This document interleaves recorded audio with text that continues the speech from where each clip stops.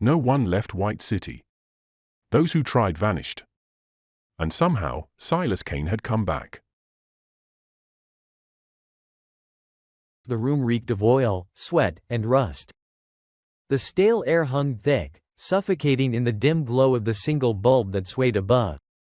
Its faint flicker carved sharp, dancing shadows across the cracked concrete walls, making them seem alive. Silas Kane sat slumped in the center of the room, his arms lashed tightly behind a rusted chair that wobbled with the slightest movement. His head drooped forward, strands of dark hair sticking to his damp forehead, the left side of his face swollen and angry beneath a purpling bruise. Dried blood crusted at the edge of his mouth, and his breath came shallow, each inhale dragging fire across his fractured ribs. His shirt clung to him, damp and stained with sweat and grime, the faint metallic tang of his own blood lingering at the back of his throat. Across the table, Lieutenant Garrett sat like a blade waiting to strike. His elbows rested on the surface, his eyes fixed on Silas with predatory calm.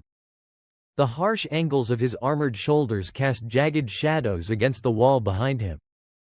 His knuckles rapped against the steel table, slow, methodical beats that punctuated the silence like gunfire in the dark. "You're wasting my time, Kane." Silas didn't respond. He kept his breathing even, though each pulse of pain in his ribs screamed for attention. The cracked rib beneath his skin throbbed relentlessly, the memory of Eric's last blow still fresh and seething. Garrett's eyes narrowed, the lines around his mouth hardening. "You were coming from White City's direction. Nobody survives out there by accident." Silas slowly lifted his head just enough to meet Garrett's stare with his good eye, the other swollen shut beneath a darkening bruise. His expression betrayed nothing, flat, cold, unreadable. In the corner, Eric shifted restlessly, leaning against the wall with his rifle slung lazily across his back. The younger guard's eyes flicked between Garrett and Silas, filled with the jittery energy of someone itching for action. "He's playing us. Let me loosen him up." Before Garrett could answer, the heavy door creaked open, and Orianthe stepped inside, her boots clicking softly against the concrete floor. She was tall, with lean muscle beneath fitted armor, and a quiet authority that made the room feel colder. Her hair, tied back in a tight braid, glinted silver at the edges despite her youth. "Still at it, Eric?" she asked, her voice smooth but edged like tempered steel. "I told you to hold off until I got here." Eric's grin faded slightly. "We were just warming him up." Orianthe crossed the room in measured steps, standing between Garrett and Silas. Her sharp eyes scanned Silas, lingering on the bruises blooming across his ribs and the blood trickling down his chin. "He's not going anywhere," she said, coolly. "No point breaking him to pieces if we still need answers." Garrett gave a small nod but didn't look pleased. "You know how this works, Ori. Men like him don't crack with words alone." She met his gaze without blinking. "They do if you know how to ask the right questions." Silas exhaled, watching the subtle power shift. He recognized the kind of control she wielded, not with brute force like Eric, but with precision, keeping the worst instincts of men like Garrett in check. Eric rolled his shoulders, stepping back. "Fine, but you're holding us up. Good. He's worth more alive than dead," she replied flatly. Her eyes narrowed as she turned back to Garrett. "Or do you want to explain to the boss why Kane's a corpse before we know if he's a spy?" Garrett's mouth twisted into a scowl, but he relented with a sigh. "We'll do it your way. For now." Eric lingered by the wall, flexing his fingers. "We could use the serum," he suggested, his voice light but edged with something darker. "No man keeps secrets after a dose of that." Garrett shook his head. "Not yet. Too easy. A man like Kane needs to stew. Truth serum works, but fear lasts longer." Or, Eric added, glancing at Orianthe, "We let the boys in the barracks have a turn." Her stare hardened. "That's not happening." Garrett raised a hand. "I said not yet. He's no use to us if he's broken beyond repair. Give him 3 days. No food, no water." Orianthe gave Silas a final glance, and for a fleeting second, he thought he saw something beneath the steel mask, a flicker of empathy quickly buried. 3 days without food is a long time, Orianthe said, her tone quieter now. A man can lose his mind before he loses his tongue. I've seen it happen. Garrett leaned back in his chair, eyes narrowing. You worried about him, or about what he might know? Orianthi's expression didn't waver. I'm worried about wasting resources. We can't afford to ruin what might be valuable. Eric laughed under his breath. Soft spot, huh? You're wasting breath, Ori. Her gaze flicked to Eric, freezing him in place. I'm wasting nothing, but you might be wasting Kane's life with your heavy hands. If he dies, I'll make sure the boss knows why. Silas closed his eyes, listening to the faint hum of tension that filled the room. Even in pain, he could tell, Orianthi's word carried weight, more than Eric's bravado or Garrett's need for control. She wasn't just a guard. She was the one keeping them all from slipping too far. The door groaned as Eric retrieved his rifle, casting one last glance over his shoulder. The heavy slab slammed shut, leaving Silas alone in the stillness, listening to the hum of the flickering light and the faint rasp of his shallow breaths. Rumors whispered of White City drifted through the interrogation like a phantom. It was said that no one left the city once they entered, and those who approached its towering walls disappeared without a trace. Garrett's paranoia wasn't without reason. White City wasn't just a place. It was a threat. Orianthi watched the door close behind Eric, the clang of metal echoing in the silence.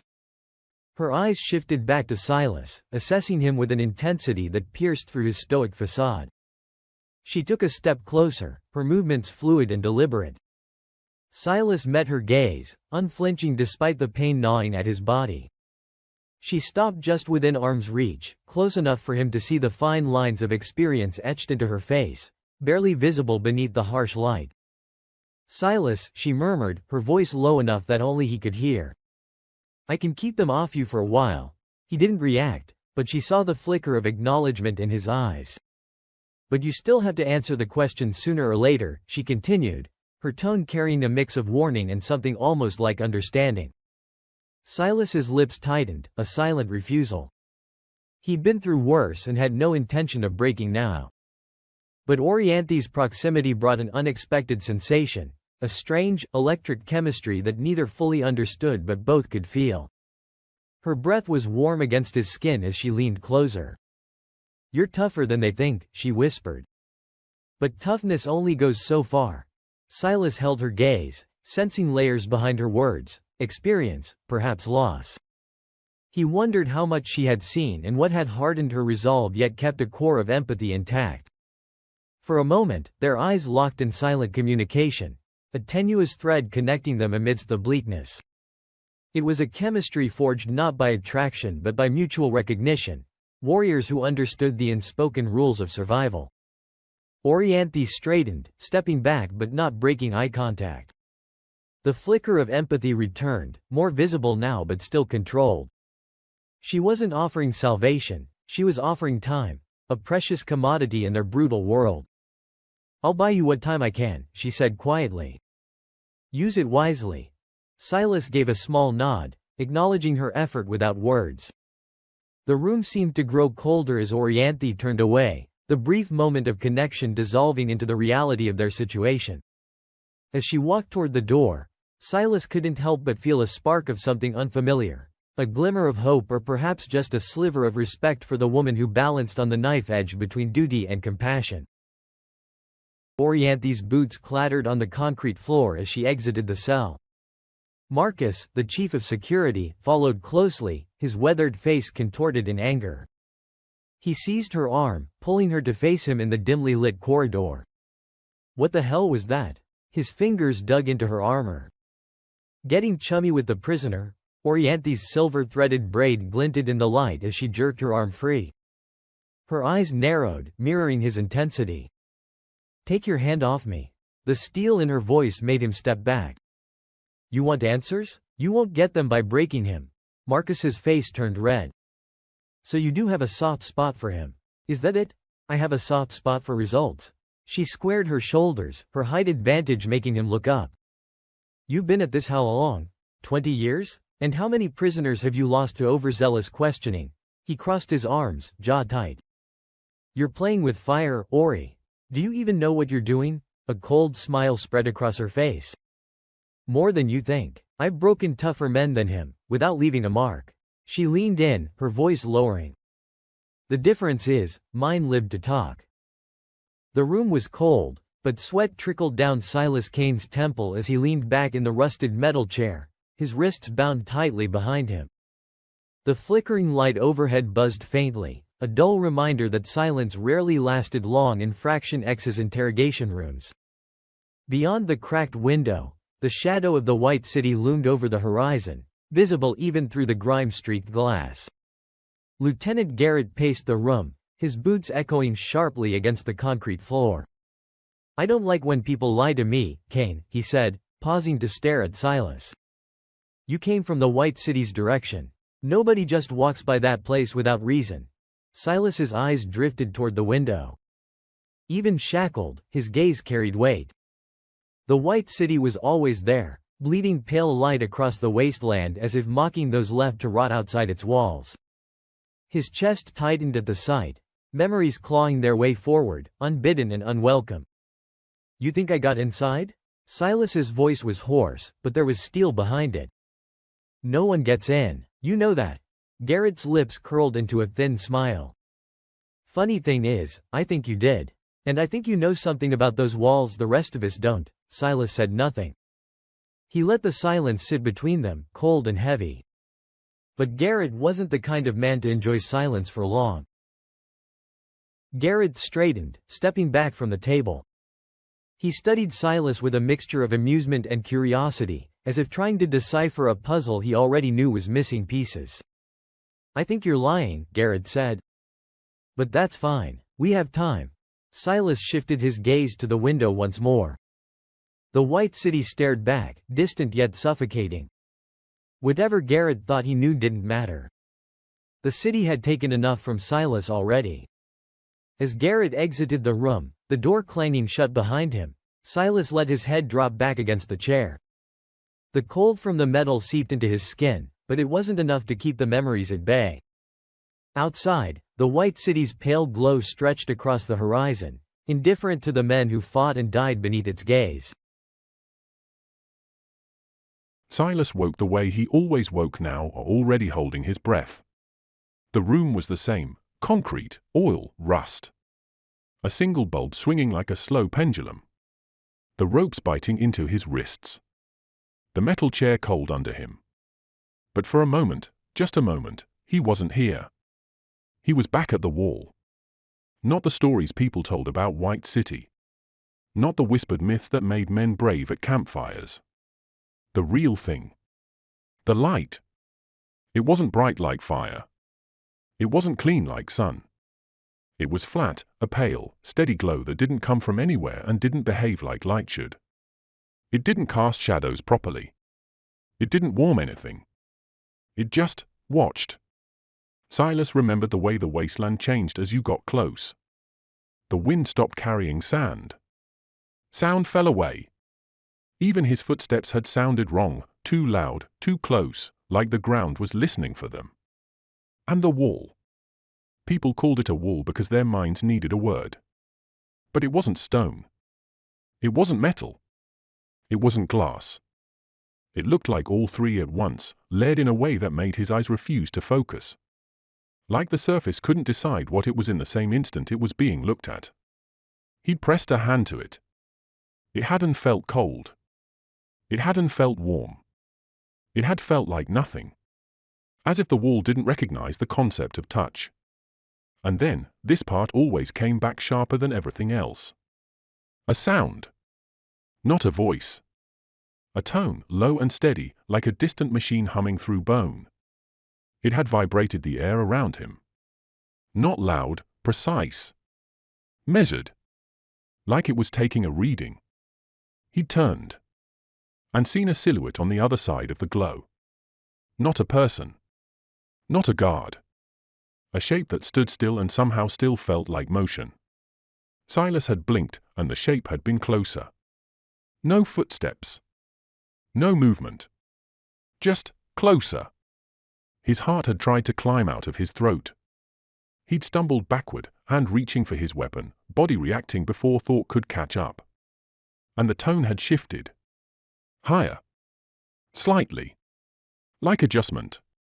Like recalibration. Silas remembered thinking, very calmly, very clearly. It knows I'm here. Then his memory broke into pieces.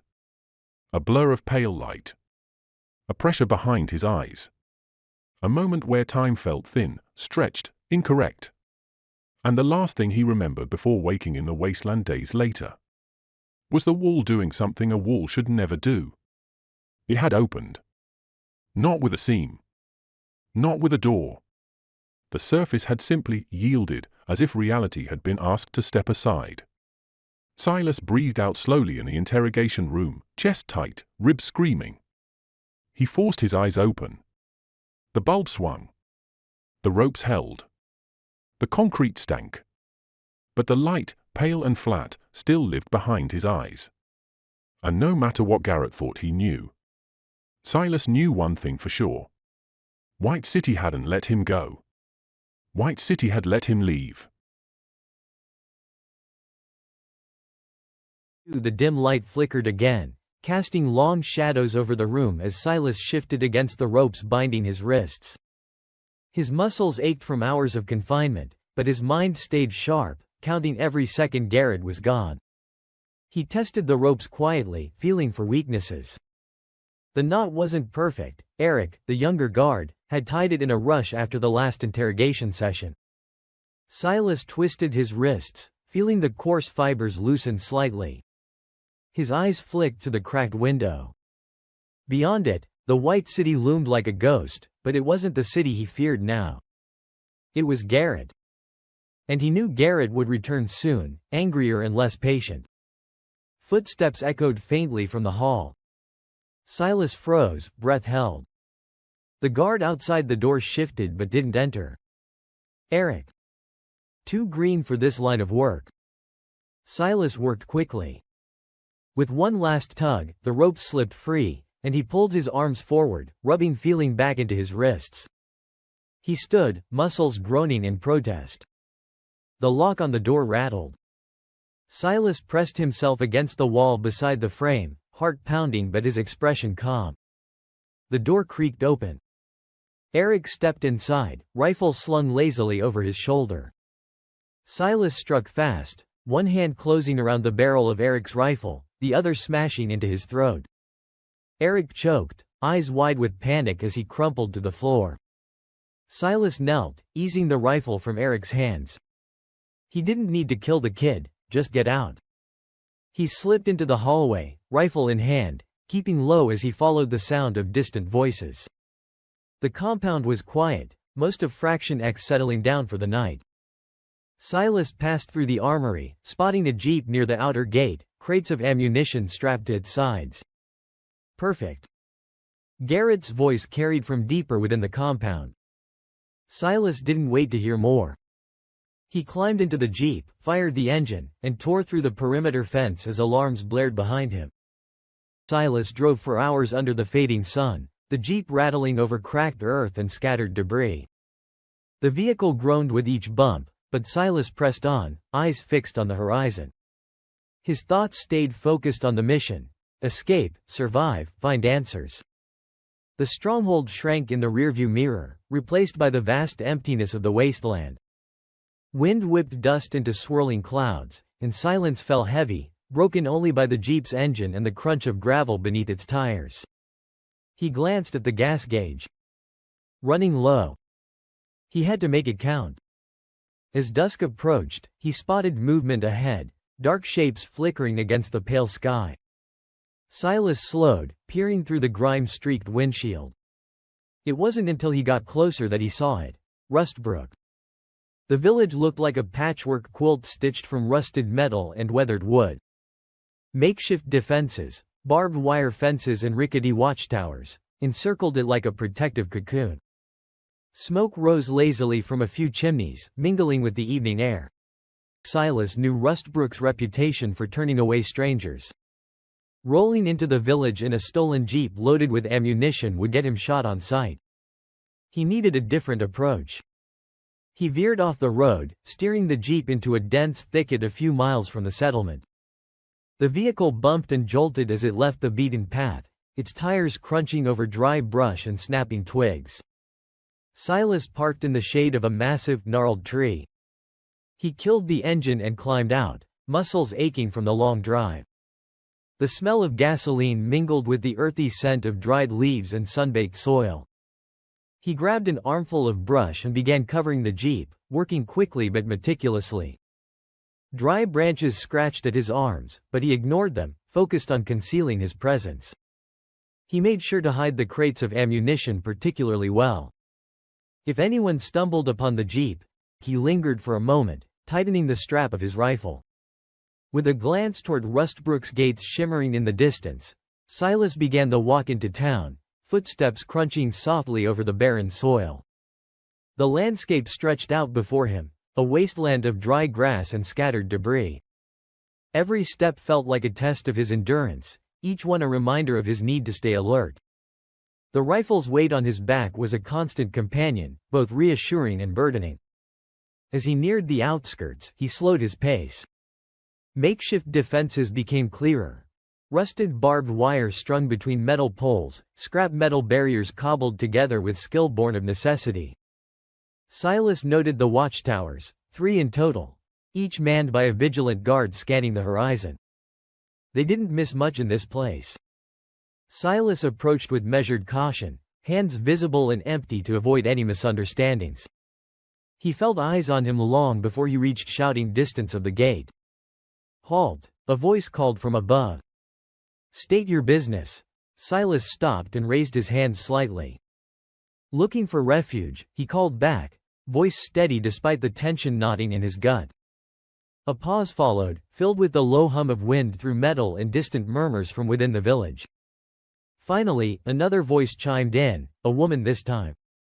"Name?" "Silas Kane." The guards exchanged glances before one disappeared from view. Silas could hear muffled conversation but couldn't make out any words. The waiting felt like another interrogation room, only without the walls pressing in. Minutes passed before the gate creaked open just enough to allow one person through. A figure stepped out, tall, lean, wearing a patchwork uniform that had seen better days. "You come unarmed?" the woman asked, her eyes sharp beneath a cap that shadowed her face. Silas nodded and unstrapped his rifle, setting it down slowly on the ground in front of him. "No trouble," he said simply. She glanced at it but didn't pick it up. "We'll see about that," she replied before motioning for him to follow her inside. As Silas walked through the gate, he took in Rustbrook's interior, narrow dirt paths winding between huts and shacks constructed from scavenged materials.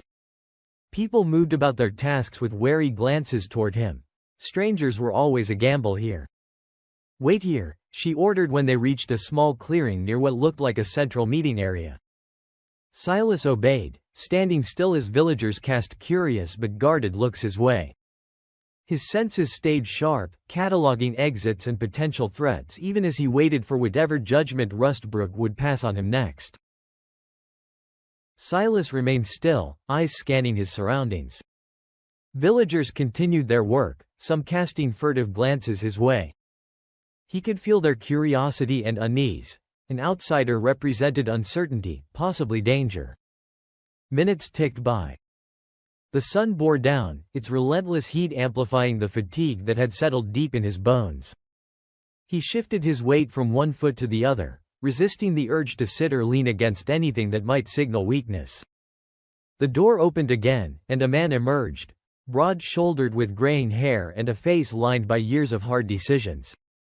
His gaze met Silas's with an intensity that spoke of authority and experience. "Name's Tomas," he introduced himself, voice gruff but measured. "I run things around here." Silas nodded in acknowledgement. "Silas Kane." Tomas looked him over, assessing more than just the surface details. "Heard you're seeking refuge," he said finally. "That's right. And what brings you to our gates?" Silas considered his response carefully. "Needed a place to lay low," he answered truthfully enough without giving away more than necessary. Tomas studied him for another moment before nodding slightly. "We'll see about that," he said, echoing the woman's earlier words. He turned back toward the building and motioned for Silas to follow him inside. The woman fell into step beside them as they entered the dim interior of Rustbrook's central hub. A figure emerged from the shadows near the blacksmith's outpost, moving with a familiarity that set Silas on edge. The man wore a long, weather-beaten coat that brushed against his patchwork armor, the metal pieces clinking softly with each step. As he stepped into the light, his scruffy beard and sharp features became more visible, revealing a face that had seen its share of hardship. His eyes, cold and calculating, scanned the surroundings with a predator's gaze, assessing every detail with ruthless efficiency. He carried himself with the confidence of someone who knew the territory well, a fact that made Silas's muscles tense as he prepared for whatever might come next. Silas remained stoic, his eyes darting around the village, taking in every detail of Rustbrook's layout and defenses. The villagers eyed him with a mix of curiosity and suspicion, their movements cautious but determined. Silas's eyes narrowed as the man in the coat approached. The sharp green eyes and lean, weathered face triggered a flood of memories. Trapper Reed, an old companion from his army days, stood before him. The years hadn't dulled Trapper's edge, if anything, they'd honed it to a razor's sharpness. "Didn't expect to see you here," Trapper spoke, his voice gruff but tinged with curiosity. "You look like you've been through hell." Silas offered a slight nod, keeping his expression neutral. "Could say the same for you, Reed." Trapper let out a dry chuckle, glancing around the village. "Rustbrook's a far cry from our old stomping grounds. But it's home now." Silas scanned the settlement, noting the makeshift defenses and wary villagers. "Seems like you've managed to keep it standing." Trapper's eyes hardened slightly. "We've had our share of trouble. Raiders mostly, but we've held our own." He studied Silas for a moment before adding, "Why are you really here, Kane?" Silas hesitated. Trust was a luxury he couldn't afford right now. "Just looking for a place to lay low." Trapper's gaze didn't waver. "This place doesn't take kindly to strangers who bring trouble." "Not planning on causing any," Silas replied evenly. For a moment, silence hung between them, thick with unspoken history and the weight of past battles. Finally, Trapper nodded. "All right then," he said, his tone grudgingly accepting. "Tomas will have final say on whether you stay or go. But if you're here to stir up anything—" "I'm not," Silas interrupted, meeting Trapper's gaze head-on. Another beat of silence passed before Trapper turned and motioned for Silas to follow him inside the main building where Tomas waited. As they walked side by side, Silas couldn't help but recall the countless missions they'd survived together, each one cementing a bond forged in fire and blood. But he kept those memories buried deep. This was not the time for sentimentality. Inside the main building, Tomas looked up from his maps as they entered. His gaze shifted from Trapper to Silas with an appraising look. "Tomas," Trapper began without preamble, "this is Silas Kane. We served together back in the day." Tomas raised an eyebrow but said nothing, waiting for further explanation. "He needs a place to stay," Trapper continued. "I vouch for him." Tomas's expression remained guarded as he addressed Silas directly. "You'll have to earn your keep here like everyone else." "Understood," Silas replied simply. The village leader nodded once before turning back to his maps, signaling the end of their audience. As Silas followed Trapper out of the building, he couldn't shake the feeling that fate had thrown them together again for a reason. Though what that reason might be remained as murky as ever in this harsh new world they inhabited. The two men moved through the village, Trapper leading the way with a purposeful stride. Silas kept pace, his senses on high alert as they navigated the narrow pathways lined with makeshift homes and watchful eyes. Rustbrook was a patchwork of survival, a testament to the resilience of its people. Wooden barricades, reinforced with scavenged metal, stood as a first line of defense against the dangers of the wasteland. As they approached a larger structure at the center of the village, Silas noted the heightened security, guards armed with an array of weapons, their expressions hard and unyielding. Trapper exchanged brief nods with them before pushing open the heavy wooden door. Inside, the air was cooler, dimly lit by flickering lanterns. The room was sparsely furnished but functional, maps and charts spread across a large table dominated the space. 3 figures sat behind it, their expressions a mix of authority and wariness. Elders, Trapper began, his tone respectful yet firm. This is Silas Kane. He's got something you'll want to hear. The elders turned their gaze to Silas, their eyes sharp and assessing. An older woman with silver hair pulled back into a tight bun spoke first. "Welcome to Rustbrook, Mr. Kane," she said, her voice calm but commanding. "We've heard about your escape. We need to know why you've come here." Silas met her gaze head-on, unflinching. "I'm not here to cause trouble," he said plainly. "I need refuge and I have information that might be valuable to you." Another elder leaned forward, his brow furrowed in thought. "Information about what?" The elder next to her, a man with a deeply lined face and piercing blue eyes, leaned forward slightly. "Information about what?" he asked, his tone skeptical yet intrigued. Silas took a breath, choosing his words carefully.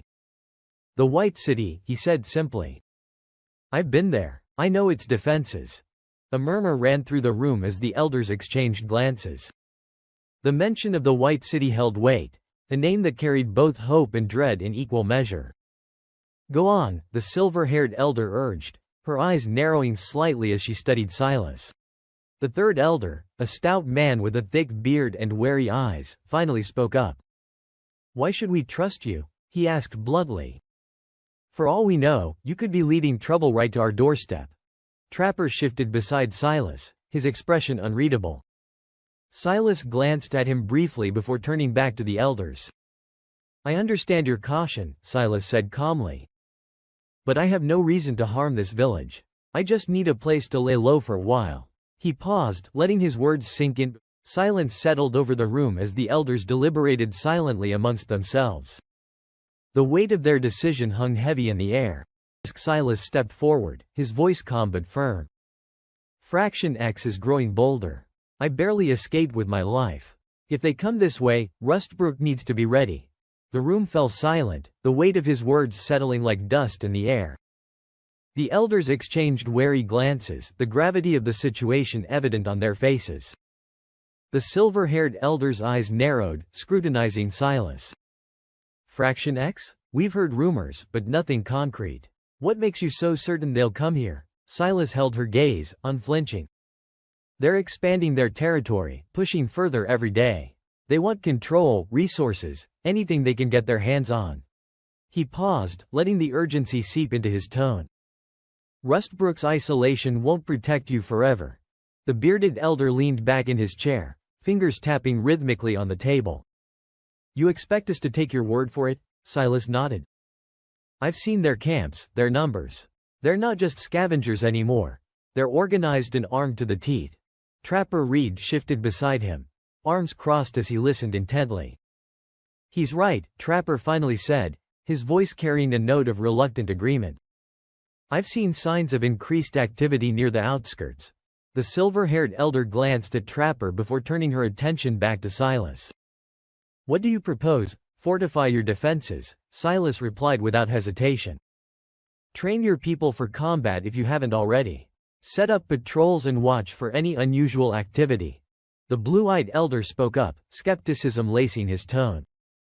"And what's in it for you?" Silas met his gaze evenly. "I need a place to lay low and regroup," he said simply. "If Rustbrook falls, I'm back out in the wasteland with no allies and nowhere to go." The elders fell into a hushed conversation amongst themselves, weighing Silas's words carefully. The atmosphere in the room was tense, each moment stretching longer than the last. Finally, the silver-haired elder turned to Trapper. "Ensure our defenses are reinforced immediately," she instructed. Trapper nodded and looked at Silas with a newfound respect in his eyes. "You'll have a place here," she continued, her voice resolute but cautious. "But we'll be watching you closely." Silas inclined his head in acknowledgement, understanding the unspoken trust he would need to earn.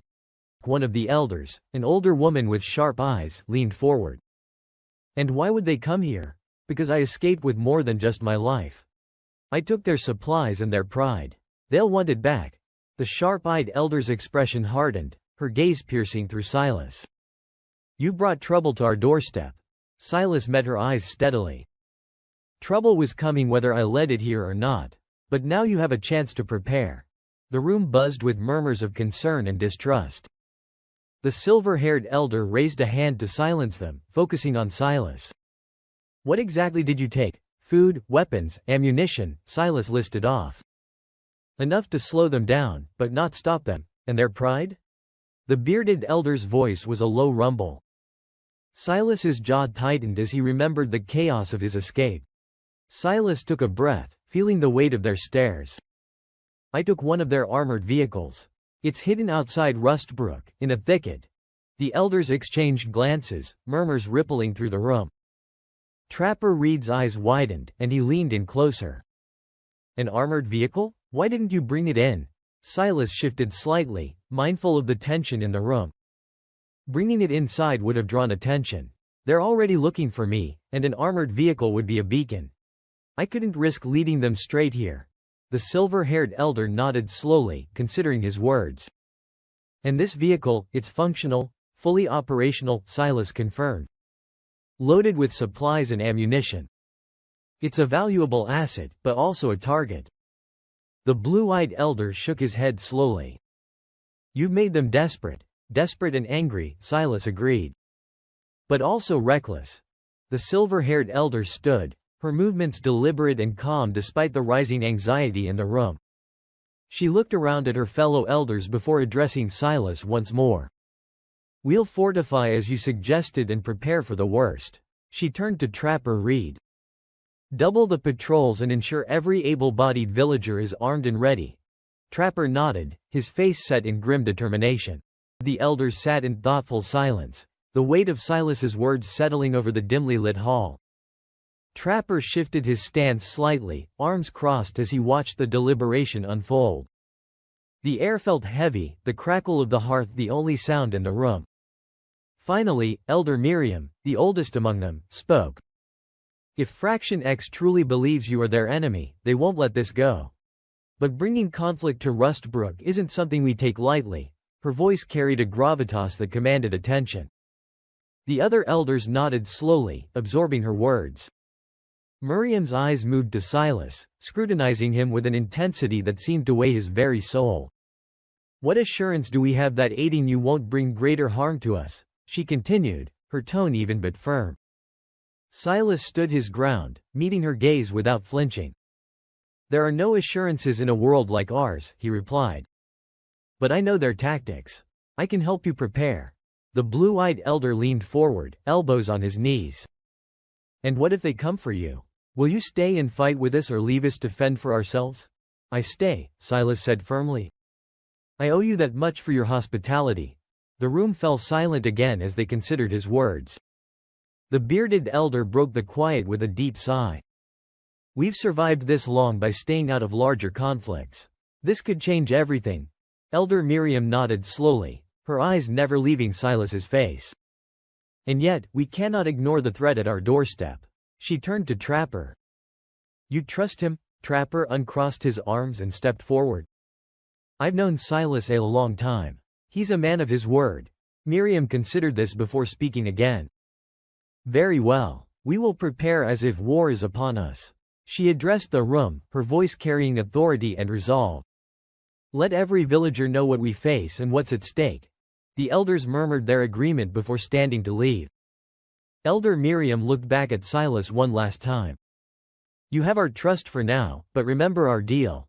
Silas nodded solemnly as he watched them file out of the hall, the crackling hearth casting long shadows on the walls. Trapper clapped a hand on Silas's shoulder once they were alone. "Let's get started." With that, the elders dismissed him, and Trapper led him out of the hall. As they walked through Rustbrook, the villagers watched them with a mixture of curiosity and suspicion. Trapper stopped outside a small cabin at the village's edge. "This will be your place for now," he said. Silas glanced around before stepping inside, appreciating the modest shelter from the harshness of the wasteland. "You've stirred things up," Trapper commented as he leaned against the doorframe. "It was necessary," Silas replied simply. Trapper nodded slowly before turning to leave. "Rest while you can. Tomorrow we start preparations." Silas watched him go before settling onto a rough-hewn cot in the corner of the cabin, exhaustion weighing heavy on his shoulders. For now, Rustbrook offered a momentary respite from the chaos that hunted him, but he knew it wouldn't last forever. Rustbrook didn't sleep like cities used to. It waited. Silas sat alone on the cot in the cabin they'd given him, listening to the village breathe through thin walls, boots on dirt, low voices, a hammer striking metal somewhere in the dark. He could feel their eyes on him even when he couldn't see them. Out in the lane, 2 villagers stood near a barrel fire, silhouettes flickering in orange light. He heard them before he saw them. "That's him," one voice said quietly. "The drifter. The one from the Elders' Hall. The one Trapper vouched for." A pause. The fire crackled. "You saw his face." "Yeah. Like he's already dead and doesn't care." Another pause. "They say he came from White City." Silas didn't move. He kept his posture loose. Hands open. Breathing steady. But every word landed. The second voice snorted. "No one comes from White City. Not alive." He did. Or he's lying. Silas watched the thin curtain shift with wind. The first voice lowered. "I heard Miriam gave him a place." "She shouldn't have." A third person joined them, heavier steps, a deeper voice. "Burke." Silas recognized him even without seeing his face. That kind of suspicion had weight. "You're all thinking the same thing," Burke said. "Say it." Silence. Then the first villager spoke again. "If Fraction X comes here." Burke didn't answer immediately. When he did, his voice was colder. "They will come here. Because men like that don't run alone. They run with consequences tied to their boots." Silas heard a cup clink against metal. Someone swallowed hard. He looked rough, the second villager offered, as if that softened the fear. "Bruised. Like they nearly killed him." Burke's response was immediate. "They should have finished it." The word sat there, ugly and honest. Silas closed his eyes for a second. Not because it hurt. Because Burke wasn't wrong. A long pause passed before Burke continued. "We've survived by being small," Burke said. "By being quiet. By staying off maps. Off minds." He stepped closer to the fire. The heat hissed. "Now we've put a story in our gate," he went on. "White City. Fraction X stolen supplies. A man who can't tell us what he really is." A softer voice, maybe the first villager, asked, "So what do we do?" Burke exhaled through his nose. "We prepare." "For war," someone whispered. Burke didn't deny it. "For burning. Because if they come, they won't just take food. They'll take people." Silas sat perfectly still. He wanted to stand up and walk out there and say, "I didn't choose this." Or maybe, "I'm the reason you're alive." But neither sentence was truth enough to matter. He listened as the voices drifted away, boots crunching in the dirt, the barrel fire popping. And for the first time since Rustbrook let him through its gate, Silas felt the village's trust like a thin plank over a deep drop. It held. For now. But one hard step. And it would snap.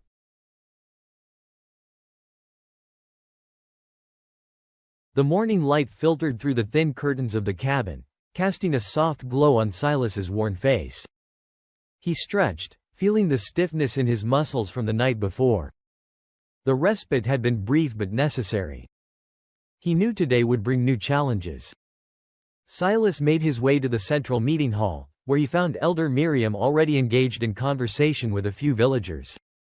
Her silver hair caught the sunlight, giving her an almost ethereal presence. She noticed him approaching and excused herself from the group. "Silas," she greeted, her voice steady and composed. "I trust you slept well." "Well enough," Silas replied, cutting straight to the point. "We need to retrieve the jeep and the supplies before someone else finds them." Miriam's brow furrowed slightly. "Is it truly that urgent? We've only just begun preparations here." "It is," Silas insisted, his tone leaving no room for doubt. The Jeep is loaded with ammunition and other supplies that could make a significant difference in our defenses. If it falls into the wrong hands. Miriam nodded slowly, absorbing his words.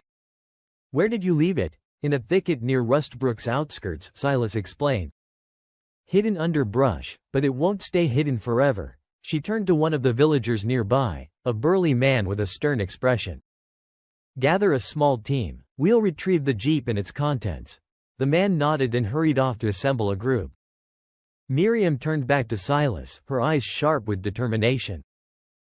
I'll need 4 men. Trapper for recon, 2 guards to cover our flanks, and 1 on overwatch. Miriam glanced at Trapper. You willing? Trapper chuckled, a rough sound that echoed in the quiet hall.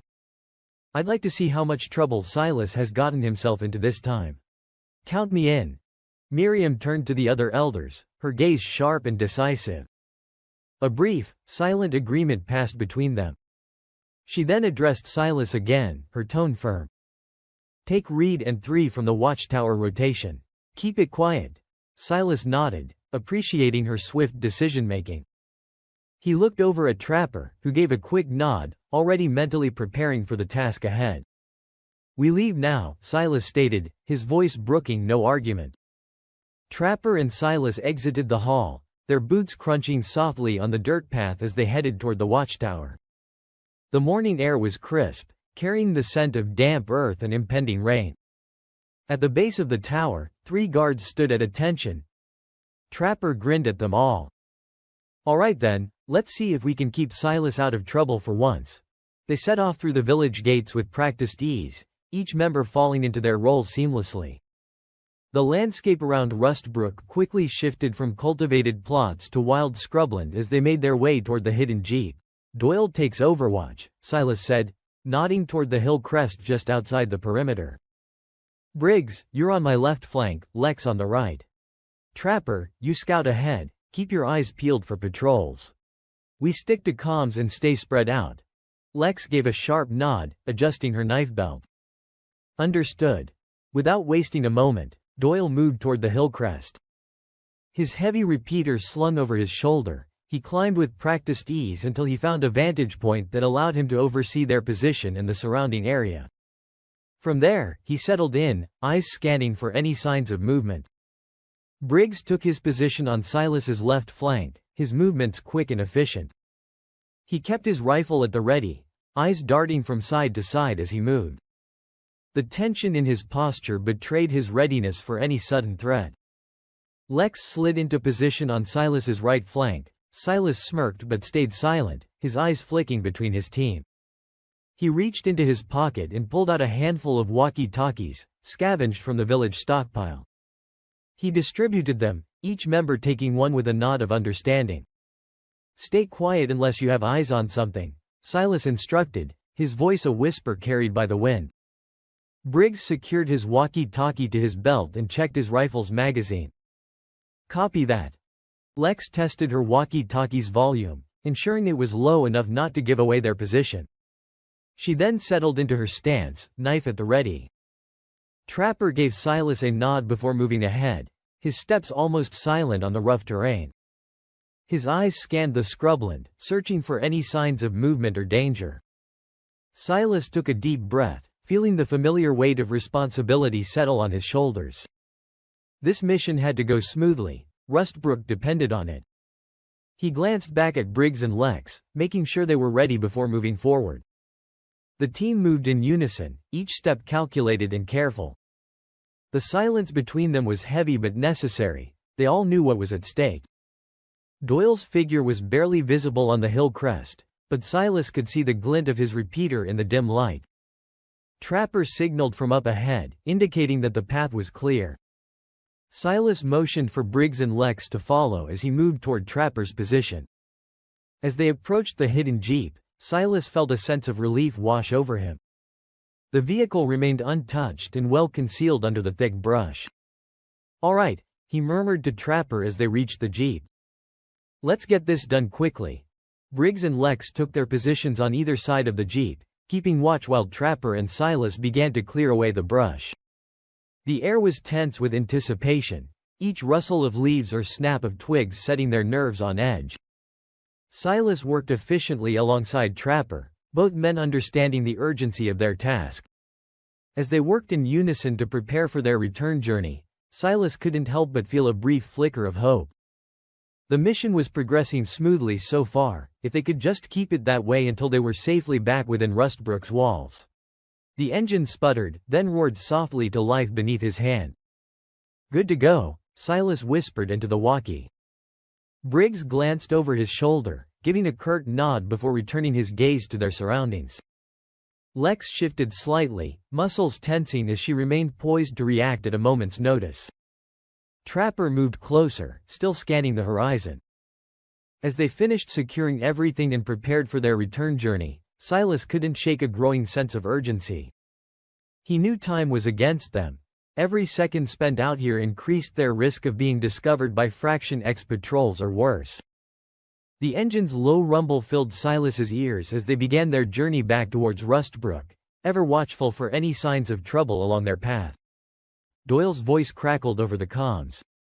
"Silas, you've got movement. Small patrol coming in from the west. 4 men, Fraction X markings." Silas's jaw tightened. The timing couldn't be worse. "Hold position," he ordered. "Let them pass." Trapper's voice followed, laced with tension. "They're cutting too close. We might need to hit first." Silas exhaled slowly, eyes narrowing as the faint shapes of the patrol crept into view along the ridgeline. The jeep could mean salvation or disaster, depending on what happened next. "Doyle, keep them in your sights," Silas said softly. "Nobody fires unless I give the word." The Wasteland held its breath as the patrol drew closer. Briggs shifted slightly, his finger resting near the trigger of his rifle. Lex's eyes flickered towards Silas, waiting for any sign to act. Trapper remained still, his sharp gaze fixed on the approaching figures. The patrol moved cautiously, scanning the terrain as they walked. They were close enough now that Silas could make out their gear, standard issue for Fraction X scouts. Mismatched armor and weapons likely scavenged from past raids.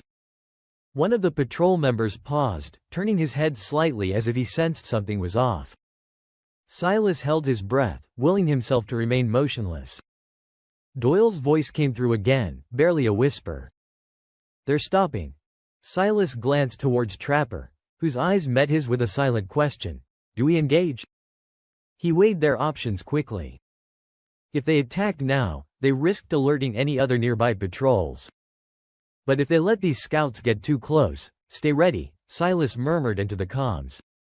The patrol continued to inch forward, their leader raising a hand to signal a halt. They were dangerously close to Doyle's position on the ridge now. "Do we take them?" Trapper's voice was tense but controlled. Silas hesitated for a fraction of a second longer before making his decision. "Only if they spot us," he replied quietly. Time seemed to stretch as the patrol scanned their surroundings one last time.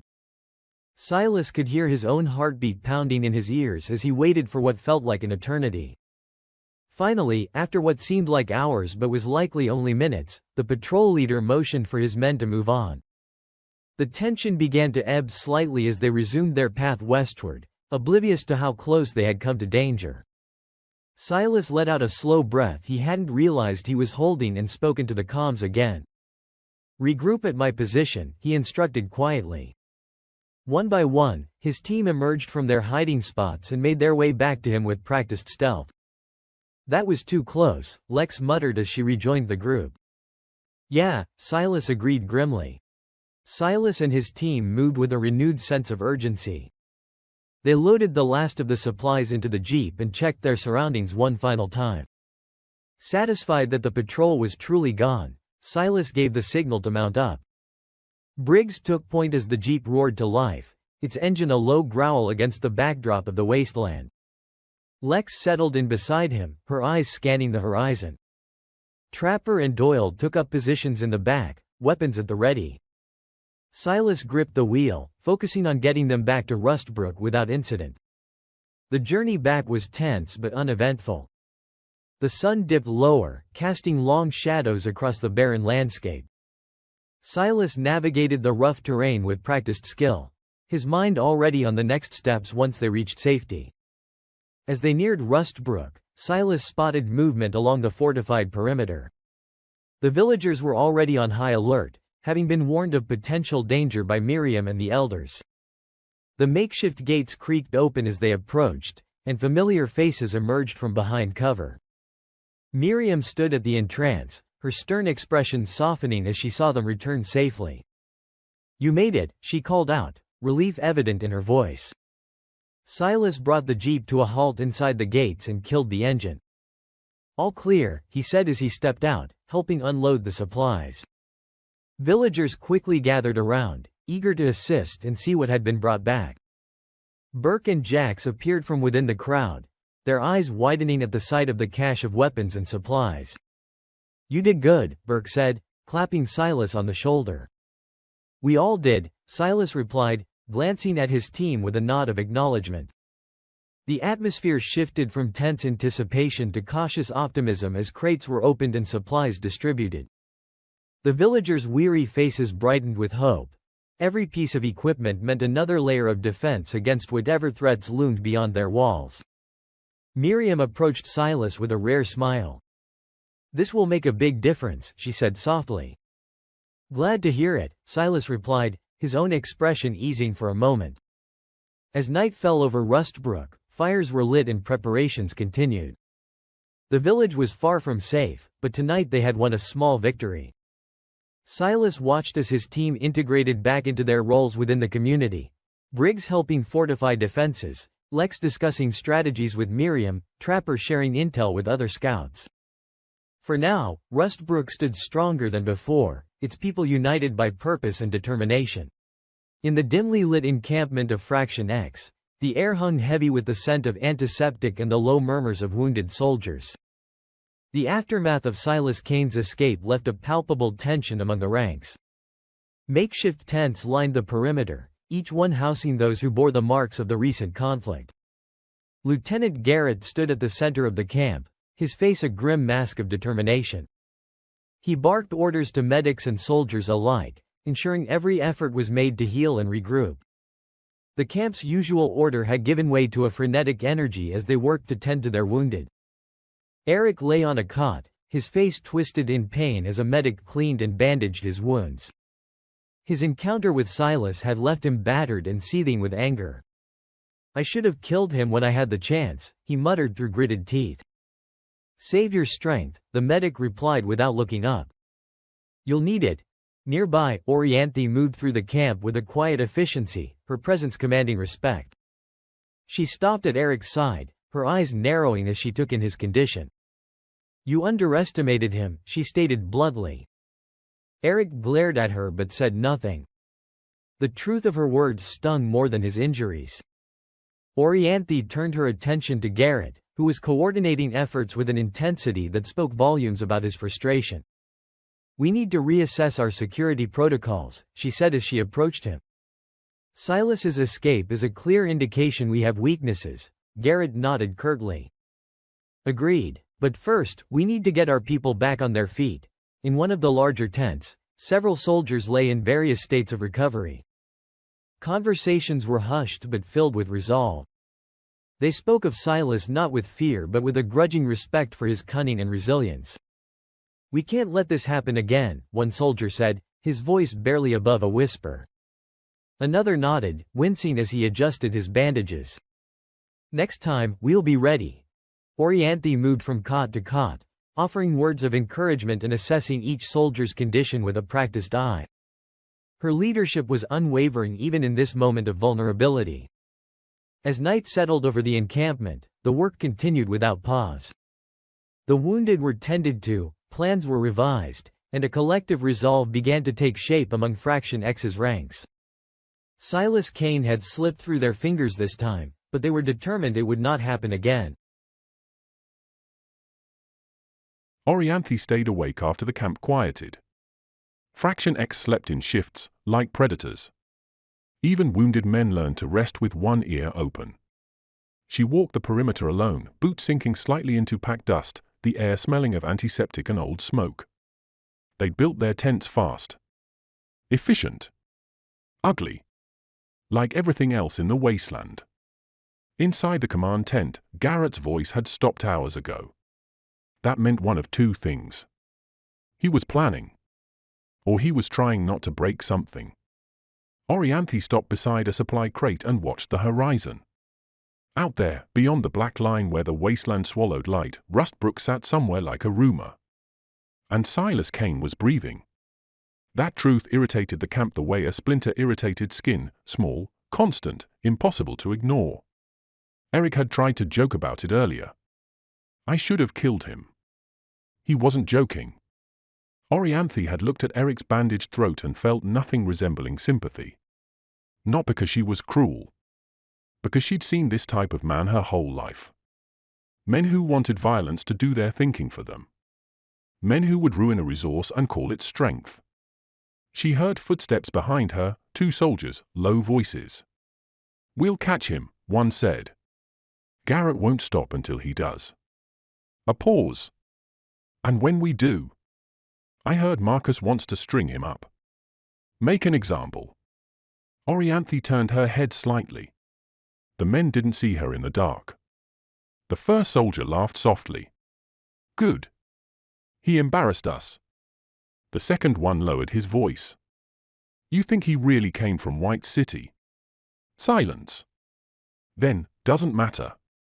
Here's a problem." Orianthe stepped out of the shadows. Both men jolted. Their hands moved reflexively toward weapons. She didn't raise her voice. She didn't need to. Problems, she said evenly, are solved with information. Not tantrums. The soldiers straightened. "Lieutenant." "Don't," she cut in. "Calm. Surgical." They froze. Orianthe held their gaze for a long moment, then looked past them toward the tents. "You want to kill him because it's easier than understanding him," she said. "That's what weak men do." One soldier's jaw clenched. "He escaped."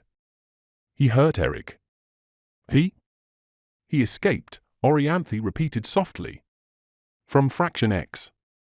Her eyes narrowed. "Do you understand what kind of man does that?" Neither answered. Orianthe stepped closer, voice dropping. "A man like Kane doesn't survive by luck. He survives because he sees moves before they happen." She straightened. "And if he came from White City's direction, then he's carrying something we don't have." The soldiers looked uncertain now, fear leaking through confidence. Orianthe felt it too, but she didn't show it. She dismissed them with a flick of her hand. They left quickly, boots retreating into darkness. Orianthe remained on the perimeter. Wind tugged at her braid. In the far distance, faint on the horizon, White City's pale glow stained the night. She stared at it until her eyes hurt. Not because she feared the city. Because she feared what Garrett would do when he finally reached it. And what the city would do back. She turned away from the glow and walked toward Garrett's tent. There were rules in Fraction X. But rules weren't the real power. Power was what you could prevent.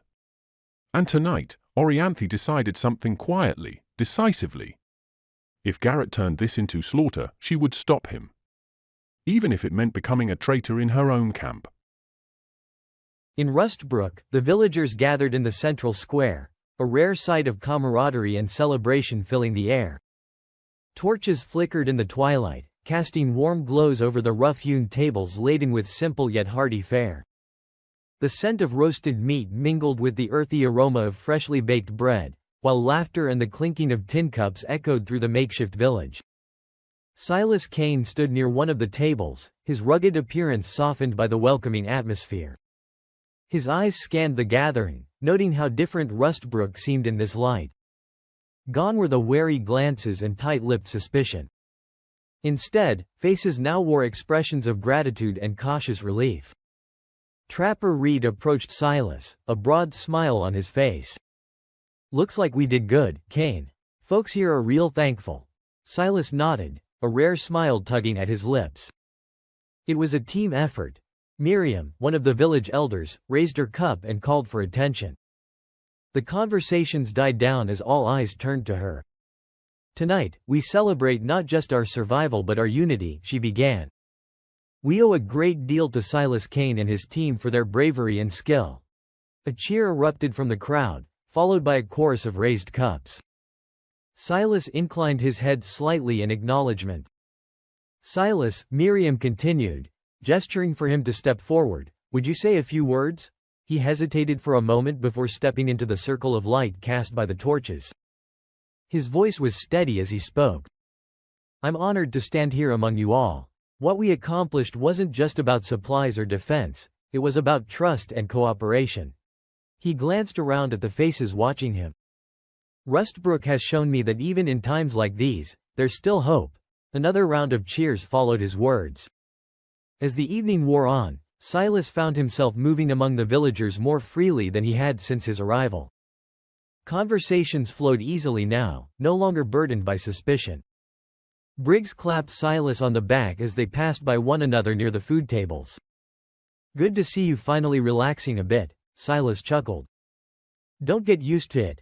Lex approached with a grin, holding out a cup filled with some kind of homemade brew. "To successful missions and unexpected allies," she toasted. Silas accepted the drink and clinked cups with her. "To Rustbrook," he replied. The night continued with music played on old instruments and stories shared around small fires.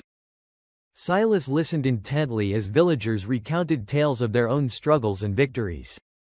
For a brief moment in time, Rustbrook felt less like a fortress against an unforgiving world and more like a beacon of resilience and community. And for Silas Kane, that was enough to make this place feel almost like home, even if just for tonight. The fires burned lower as the night thinned. Laughter softened into smaller circles of conversation. Tin cups clinked less often. Music faded into memory.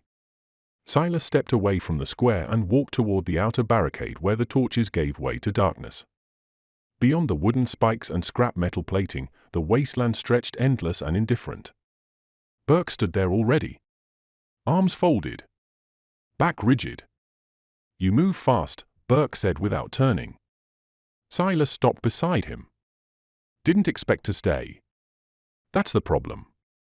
Wind dragged sand against the outer wall with a dry scraping sound. "Fraction X didn't know this place," Burke continued. "Now they will." "They were expanding," Silas replied calmly. "It was only a matter of time." Burke finally looked at him. "Maybe. But now it's personal." Silas didn't argue. Inside the village, someone laughed loudly. The sound felt fragile out here. "You survived them," Burke said. "Men who walk out of places like that don't come alone. They bring consequences." Silas studied the dark horizon. "You want me gone.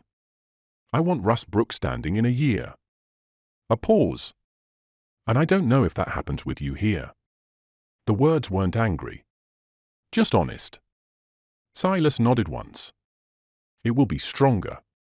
Or it will burn." Burke stepped closer. "If this place burns, Kane. I won't forget who brought the fire." He walked back toward the square without waiting for a reply. Silas remained at the barricade. The celebration behind him. The wasteland ahead. Silas didn't sleep. He stood outside the barricade long after the fires burned low. The wasteland was quiet. Too quiet. Then, a vibration. Not sound. Not wind. A low, steady hum. He felt it first in his teeth. Then behind his eyes. He turned toward White City. The pale glow on the horizon flickered. Just once. Flat. Measured. Like something adjusting. Silas's chest tightened. The tone shifted slightly higher. Recalibrating. The same frequency. The same precision. It knows I'm here. The glow stabilized. The hum faded. Silas stood alone in the dark. Rustbrook slept. White City didn't. In Rustbrook, the hum of activity buzzed through the village.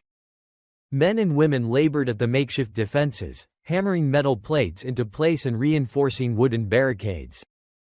Watchtowers, cobbled together from salvaged materials, rose above the perimeter, manned by vigilant guards scanning the horizon. Nearby, a group of villagers trained in combat techniques under Trapper Reed's watchful eye. The sound of wooden practice swords clashing echoed across the clearing as Trapper barked instructions. Keep your guard up, move your feet. He corrected stances and demonstrated maneuvers with practiced ease. Further into the village, others tended to the crops, carefully nurturing what little sustenance they could coax from the barren soil. Bent over rows of vegetables, they worked methodically, their faces lined with determination and hope. Inside the central meeting hall, Silas Kane sat across from Rustbrook's elders. The room was dimly lit by lanterns, casting flickering shadows on the rough walls. Trapper stood nearby, arms crossed as he listened intently. Elder Miriam cleared her throat, drawing everyone's attention. Silas, she began, her voice steady but grave, we have more to discuss than just Fraction X. Silas leaned forward slightly, his expression intent. What is it? Miriam exchanged a glance with the other elders before continuing. We've received reports of another force stirring in the region. They're unidentified but have been seen deploying mech patrols. Trapper's eyes narrowed. Mechs? That's a whole new level of threat. Elder Tomas nodded. Indeed, one of our trade posts was recently taken out by these patrols. The survivors described heavily armored units unlike anything we've seen. Silas felt a knot tighten in his stomach. Do we know where they're coming from? Not yet, Elder Miriam admitted. Our scouts are still gathering information, but it's clear they're organized and well equipped. Trapper spoke up, his tone serious. If they've got mechs, they're not just scavengers or raiders. This is something bigger. Silas considered this new information carefully. We need to prepare for all possibilities, he said finally. Strengthen our defenses further and train everyone to handle these new threats. The elders nodded in agreement, their faces etched with concern but also resolve. Silas, Elder Tomas added, we'll need your expertise more than ever now. Silas met his gaze firmly. You have it. With that understanding established, they turned their focus to planning and strategy, knowing that Rustbrook's survival depended on their collective strength and vigilance in the face of growing dangers both known and unknown. Silas stood, nodding to the elders. All right, let's get to work. We need to reinforce our defenses, train our people, and put small recon teams out there. We do what we can with what we have. Trapper moved to a large map pinned to the wall, pointing at various locations around Rustbrook. We've identified several key points that need immediate fortification. We'll start here, he indicated a vulnerable section near the southern perimeter. Elder Miriam added, and don't forget the northern approach. It's less fortified but equally critical. Silas turned to the gathered villagers. Everyone who can wield a weapon or help with building defenses needs to be involved. Training starts immediately. Trapper nodded in agreement. I'll lead the training sessions and organize patrols. Training looked clean from a distance. From far away, it was lines. Discipline. People moving with purpose. Up close, it was bruises. It was fear disguised as instruction. Silas crossed the clearing where Trapper had been drilling villagers since dawn. The sun was already high, heat pressing down like a hand. A ring of onlookers stood around the sparring yard, men and women gripping scrap blades and patched rifles like they were trying to convince themselves those objects meant safety. Trapper barked an order. Again. 2 trainees collided, clumsy. One slipped in the dirt. The other swung too wide. And the scrap blade caught flesh. A sharp sound. A gasp. Blood spilled onto dust. The clearing went silent. The injured woman dropped to her knees, clutching her forearm, eyes wide like she couldn't understand how quickly training turned into harm. Someone rushed forward. Someone swore. Silas stepped in before panic could become a stampede. Hold, he said, voice controlled. It wasn't loud, but it cut through the noise like a blade. People froze. He crouched beside the woman and inspected the wound. Not deep, but messy. Dirty metal. Infection could kill faster than bullets out here. Get clean water, he said, not asking. Now. A teenager sprinted toward the well. Trapper moved closer, jaw tight. My fault. Silas looked up at him. No. It's the cost. Trapper's eyes hardened. They are not ready. They won't ever be ready, Silas said quietly. They'll just be less unready. The woman's breathing trembled. Silas took a strip of cloth, pressed it to the cut, and held it firm. Listen to me, he said to her, calm and direct. You're not dying here. But you're going to respect steel from now on. Her eyes flicked to him. And in that look Silas saw the truth of Rustbrook. These people weren't soldiers. They were survivors trying to become soldiers because the world had forced them. Silas stood and turned to the gathered trainees. You want to live? He asked, voice steady. No one answered. You want Rustbrook to stand? He pressed. A few nodded. Then stop pretending training is safe, Silas said. There's no safe version of what's coming. He pointed toward the perimeter. Fraction X doesn't care if your hands shake, he said. Mex won't care if you're afraid. He let that sit. Then, softer, but you can still learn to move anyway. Trapper exhaled, anger and respect mixing in his posture. Silas looked at him.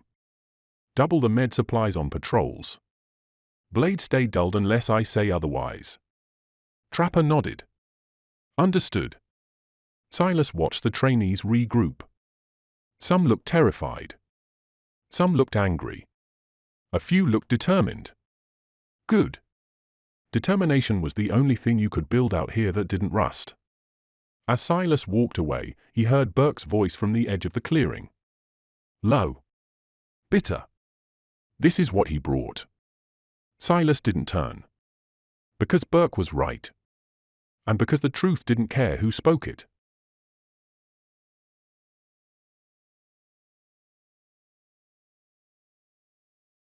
The cut didn't look like much. By morning, it looked worse. The woman from training, Mara, sat on a stool outside the infirmary hut, arm wrapped tight in cloth that had already soaked through. Silas stood in front of her. The skin around the wound was swollen.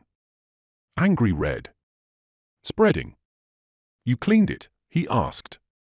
Trapper nodded. Boiled water. Herbs from Elara's trade. Did everything right. Mara's breathing was shallow. It burns, she whispered. Silas crouched. He knew that tone. Not pain. Poison. You pushed them too fast, Burke said from behind him. Silas didn't turn. Steel shouldn't touch skin that early. We don't have time, Silas replied. Burke stepped closer. Then we bury them faster. Silence. The infection line crawled up Mara's forearm like something alive. Silas stood slowly. Cut it, he said. Trapper froze. Silas? Now. Mara's eyes widened. Better an arm than a grave, Silas said, voice steady. Burke stared at him. Your training, Burke said quietly, cost her that. Silas didn't answer. He didn't need to. Because Burke was right. As they continued planning, Silas turned back to Elder Miriam. You mentioned a trading post being attacked. Do you know their locations? Miriam pointed to a spot on the map several miles from Rustbrook. Here and here. These posts are vital for our trade routes and supplies. Silas considered the distances and terrain. We need to send a team to warn them and recruit any able-bodied men they have. We need more manpower and materials. Trapper stepped forward again, his expression determined. I'll take a team out there myself. Silas placed a hand on Trapper's shoulder, appreciating his readiness. Good. Take whoever you need and move quickly but cautiously. We can't afford any more surprises.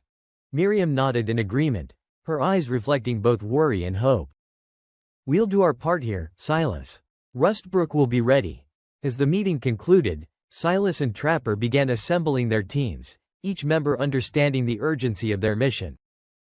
The village buzzed with activity as everyone prepared for what lay ahead. Silas addressed his team one final time before they set off for the trading posts. Stay alert and stick together. We bring back anyone willing to fight or help us build up our defenses. Trapper checked his gear, then turned to Silas with a resolute nod. Let's move out. With that, they headed into the wasteland towards the trading posts, knowing that every moment counted in their fight for survival and preparation against whatever threats lay ahead. In Rustbrook, villagers worked tirelessly under Elder Miriam's guidance, reinforcing barricades and sharpening their combat skills under Trapper's direction when he wasn't on mission. The combined efforts of training within Rustbrook and outreach missions aimed at strengthening alliances marked a pivotal moment in their struggle for survival against mounting threats. Silas led his team through the rugged terrain toward the trading posts. The sun dipped low, casting long shadows over the wasteland. Among his group were seasoned traders and former scavengers, their faces etched with experience and determination. As they approached the first trading post, a small settlement surrounded by makeshift defenses, Silas signaled his team to stay alert but relaxed. They entered the post, where wary eyes tracked their every move. After noon, Silas greeted the traders, displaying an open palm to show he meant no harm. We're from Rustbrook, looking to trade and share some important news. The head trader, a burly man with a grizzled beard named Bartok, stepped forward. Rustbrook, what brings you out here? Need supplies and have some information to share, Silas replied. Might be in your interest to hear us out. Bartok eyed him cautiously but nodded. All right, let's see what you got. Silas motioned to Trapper and the others, who began unloading various goods they had brought for trade, ammunition, tools, and foodstuffs. As they haggled and exchanged items, the atmosphere grew more cordial. One of the traders, a lean woman named Alara, handed Silas a small bag of dried herbs. Good for pain relief, she said with a smile. Silas nodded his thanks. Appreciate it. Now, about that information, Bartok crossed his arms. Go on. Silas took a deep breath. Fraction X is on the move. They've been hitting settlements and trading posts like yours. Murmurs of concern spread through the traders. We barely made it out alive, Trapper added. Rustbrook's fortifying its defenses, and we need all the help we can get, Alara frowned. And what do you propose? Silas leaned in slightly. Join us in Rustbrook. We can defend each other better together than apart. Bartok scratched his beard thoughtfully. Strength in numbers, huh? What's Rustbrook got that we don't? A solid plan, Silas said firmly. Training for combat, fortified defenses, and experienced fighters willing to stand against Fraction X. The traders exchanged glances before Bartok spoke again. We'll need some convincing. Come see for yourselves, Trapper suggested. Bring your best men and take a look at what we've built. Alara nodded slowly. If it's as good as you say, we might consider it. Bartok extended his hand to Silas. All right then, we'll send a few of our folks to check it out. Silas shook Bartok's hand firmly. You won't regret it. With their trade completed, they moved on to the next post. Each stop followed a similar pattern, swift exchanges and cautious glances. Silas ensured their presence was brief yet efficient, knowing time was a luxury they couldn't afford. By midday, they reached the final trading post. This one was larger, more fortified. Silas felt a pang of unease but pushed it aside as they approached. We need supplies, he stated, laying out their offerings. The head trader scrutinized them before agreeing to the exchange. As they loaded up on necessities, Silas's senses remained on high alert. Briggs noticed too and exchanged a meaningful look with him. Almost done here, Briggs murmured. Stay sharp, Silas replied. With the last of their trades completed, the team began their journey back to Rustbrook. The jeep hummed steadily beneath them as they navigated through the winding paths and open stretches of land. When Rustbrook came into view, relief washed over Silas briefly, until he saw Miriam waiting at the gates with a grim expression. What's wrong? He asked as soon as they stepped out of the vehicle. We've been scouted, Miriam said tersely. Mechs, no attack yet, but they were close. Silas clenched his jaw. Everyone okay? For now, Miriam replied. We need to be ready. Silas nodded and turned to his team. Unload and prepare. We need everyone on high alert. Trapper moved quickly to help unload while Lex disappeared into the village to spread the word. Briggs stood guard at the gate alongside Doyle. Silas walked up to Miriam and met her gaze squarely. "We'll fortify our defenses." Miriam nodded slowly, determination hardening her features. "We must." As Silas watched his team work seamlessly together, a fierce resolve settled within him. They would protect Rustbrook, whatever it took. Silas leaned against the central meeting table, listening as the newcomers outlined their observations. Bartok, the head trader, pointed to a rough map of the region spread out before them. His finger tapped insistently on a mark labeled, "Old Prus Lookout." "It's abandoned, but still stands," Bartok said. "We used to avoid it, thinking it'd be swarming with raiders or worse. But if you can secure it, it's a perfect vantage point." Trapper nodded, a faint smile tugging at his scruffy beard. "I know that place. High ground, good sightlines. We could spot any approaching threats miles off."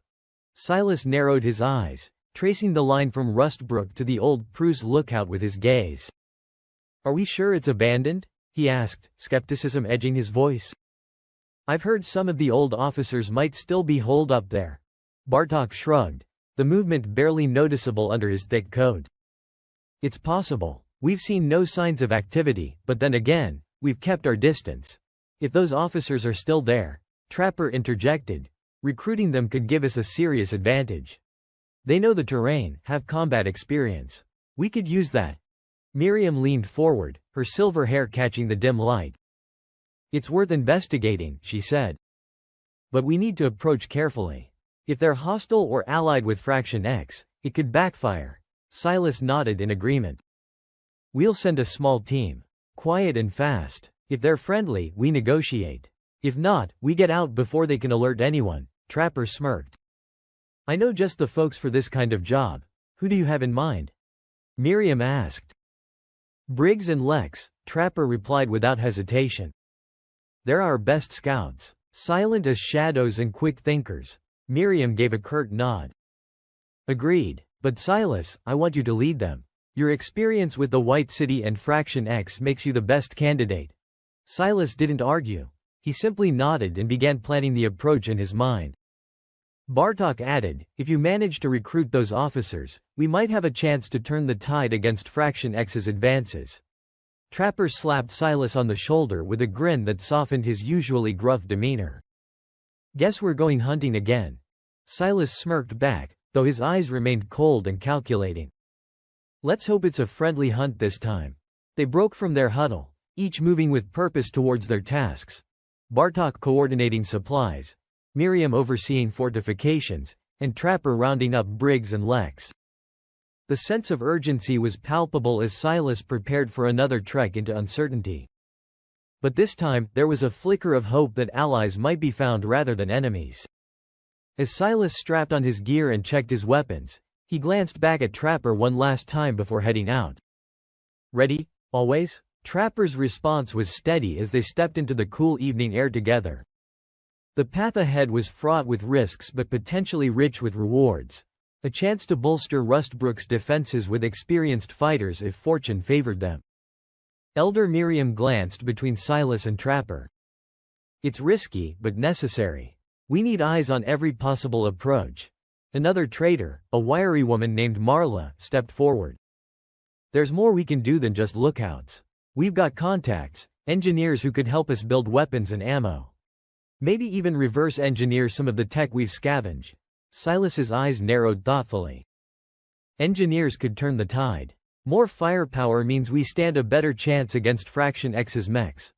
Bartok leaned in closer to the map, his voice low but firm. "We'll need to act fast.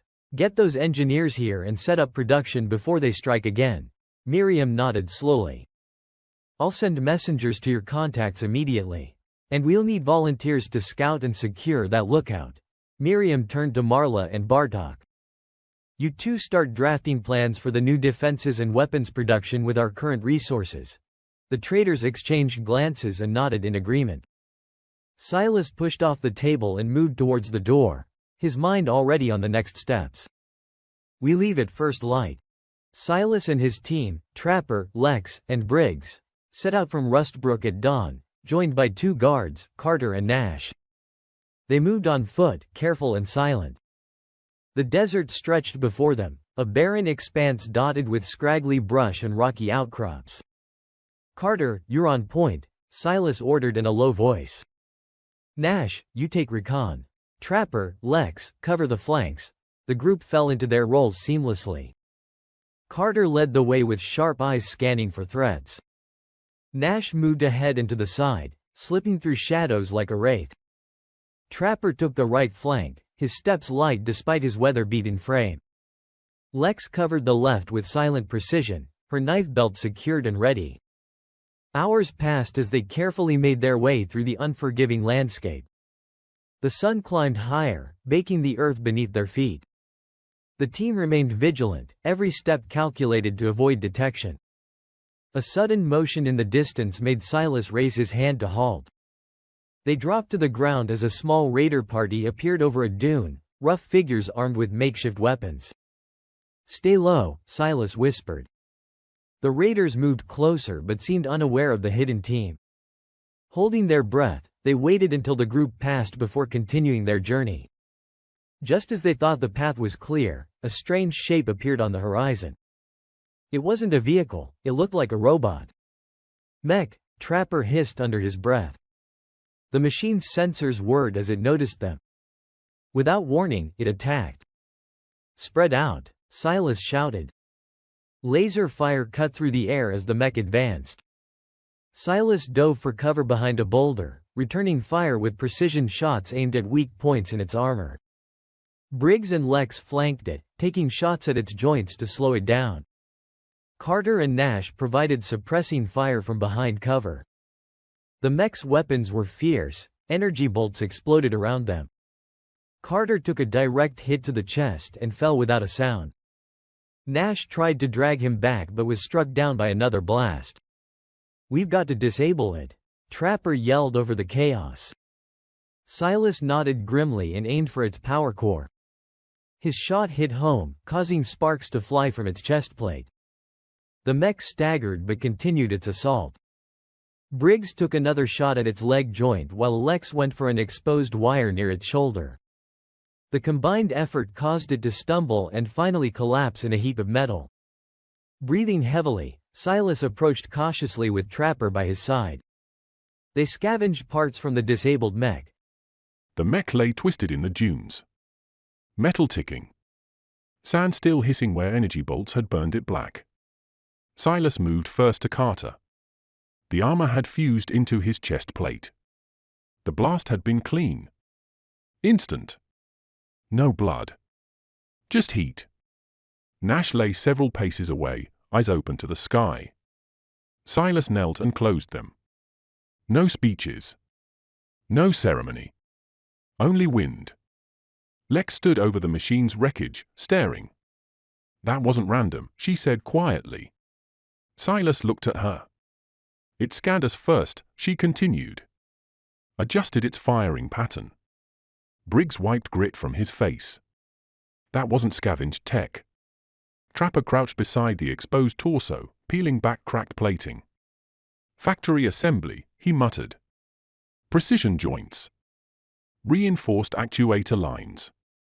Silas stepped closer to the shattered core housing. The shot he had taken wasn't luck. He had aimed for a seam. But after first impact, the mech had shifted its armor distribution. Adapted. He felt it settle in his chest. Not fear. Recognition. "This wasn't wasteland chaos," Silas said quietly. Trapper glanced up. This was deployed. Wind rolled across the dunes, covering Carter's boots with sand. Lex swallowed. "If they're sending one, they'll send more," Silas finished. He stood slowly. "Strip what we can. We bury them at the lookout." Briggs nodded once. No one argued. As they worked, the desert felt different. Not empty. Observed. And somewhere beyond the horizon, someone had just learned how they fought. Silas led the remaining group, Trapper, Lex, and Briggs, forward. The loss of Carter and Nash weighed heavily on their minds, but there was no time to mourn. The sun blazed overhead, relentless and searing. Trapper moved steadily beside Silas, his experienced eyes scanning the horizon for any sign of danger. Lex kept her focus on their surroundings, every muscle tense and ready. Briggs followed close behind, his rifle cradled in his arms as if it were an extension of himself. They trudged through the sand, each step sinking slightly into the hot grains. The air shimmered with heat waves, distorting the landscape and making it difficult to discern shapes in the distance. Their water supplies dwindled rapidly, but they pressed on, driven by the knowledge that turning back was not an option. Hours dragged by in a haze of sweat and determination. The desert seemed endless, a barren wasteland that offered no respite. Yet they kept moving, pushing through the exhaustion that threatened to overwhelm them. At last, after what felt like an eternity, they saw it, the faint outlines of the lookout point emerging from the wavering heat. Relief surged through them, giving their tired bodies a much-needed burst of energy. "There it is," Silas said, pointing ahead. "We're almost there." They quickened their pace despite their fatigue. As they approached the outpost, its features became clearer. A structure built for defense with high walls and watchtowers standing sentinel against the harsh desert. Silas signaled for everyone to be on high alert. They didn't know what to expect or what might be waiting for them within those walls. "Stay sharp," Trapper muttered, echoing Silas's thoughts. Lex tightened her grip on her knife belt. The team scanned the outpost, their eyes sharp against the darkening landscape. Silas peered through his binoculars, assessing every shadow and angle. There was no trace of raiders or scavengers, but they remained vigilant. The desert could hide many threats, and complacency would only invite disaster. "Looks clear," Lex whispered, her voice barely audible over the wind. "Still, keep your guard up," Silas replied, lowering his binoculars. Trapper moved closer to the outpost, using the cover of the team. He advanced slowly, every step calculated. Night had fallen, casting long shadows across the sand and cloaking the outpost in darkness. The air cooled slightly, offering a reprieve from the day's relentless heat. As Trapper moved closer, lights suddenly flared to life around the outpost, casting harsh beams that cut through the night. The team's instincts kicked in immediately. They crouched low and drew their weapons, ready for anything. A voice boomed from a speaker mounted on one of the towers. "This is an official national outpost guard. No entry is allowed. Turn back immediately." Trapper froze, recognizing the voice that carried a mix of authority and weariness. He stepped forward cautiously and called out, "Elmet? Is that you?" There was a moment of tense silence before the speaker crackled again. "Trapper? Is it really you?" "It's me," Trapper confirmed, relief evident in his tone. "Hold your position," Elmet ordered. "I'll come down." The lights remained trained on them as they waited, but there was a palpable shift in tension. Silas and the rest of the team exchanged glances, relaxing slightly but keeping their guard up. A figure emerged from the main gate and approached with measured steps. As Elmet drew closer, Trapper's face broke into a rare smile. "It's been a long time," Trapper said. Elmet nodded, his expression a mix of surprise and relief. "Too long. What brings you here?" Trapper clapped Elmet on the shoulder. "We've got trouble, old friend. Fraction X is making moves, and they're not shy about using force." "This is Silas," he said, motioning to the man beside him. "He's the one who got us here in one piece." Elmet nodded at Silas, his eyes scanning over the rest of the team. "And the rest?" "Briggs, Lex, and Doyle," Trapper introduced each in turn. "They're solid." Elmet's gaze lingered on each member of the team, assessing them with a practiced eye. "Good to meet you all. Now, what's this about Fraction X?" Silas stepped forward, his voice steady.